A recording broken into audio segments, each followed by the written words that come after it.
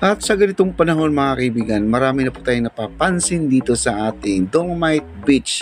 Kakaiba na po talaga.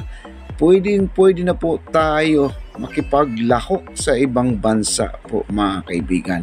Akala nyo naman ay nasa ibang lugar po tayo, no? Kagaya ng Boracay, Batangas. Kita nyo naman ang kagandahan ng ating kapaligiran dito sa ating Dolomite. At hindi lang yan, ito ay hapon na po at tayo'y kumukuha ng video dito sa harap ng ating Dolomite Beach. Ayan po ang ating sunset. Panoorin niyo po ang ating sunset. Napakaganda po at talagang kitang-kita mo ang buong pagbaba ng araw. Ito po yung mga bangka nakikita po natin dyan guys. Yun po ay ihahatid na po nila doon sa kanilang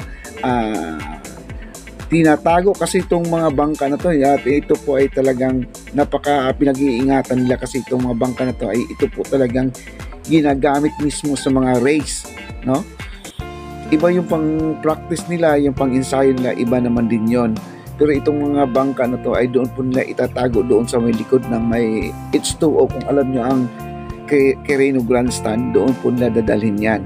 Kasi kahapon meron po silang event at hindi na po nila nakayanan na ligpitin kahapon kasi gabi na po sila natatapos.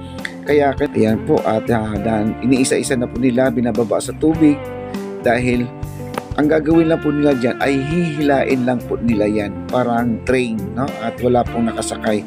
At bali 4 yata yan at ang panghuli yung pang malakihan, yung 20, no? 20% po ang sumakay, meron ting 10. Ayan guys, panoorin po natin ang kanilang pagliligpit dito sa mga dragon boat. Antabayan po natin hanggang matapos ang ating video. Thank you so much at makikita nyo rin ang kagandahan ng ating Dolomite Beach sa Metro Manila. Ayan po, tara guys, walang kukurap.